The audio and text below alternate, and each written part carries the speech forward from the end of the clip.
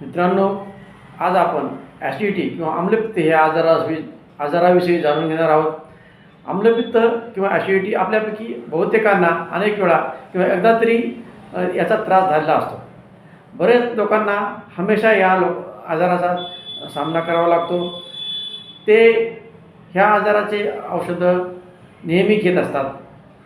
मेडिकलमधून किंवा डॉक्टरांकडून त्यांचे औषधं पथ्यपालन चालू असते, तरी त्यांना ह्या आजारामध्ये म्हणावा तसा गुण येत नाही. आपण मुळात ॲसिडिटी किंवा आम्लपित्त म्हणजे काय हे आधी समजून घेऊया.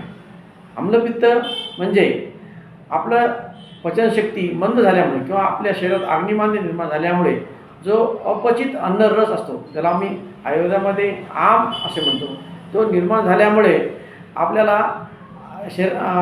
पोटामध्ये आंबट हा रस निर्माण होतो.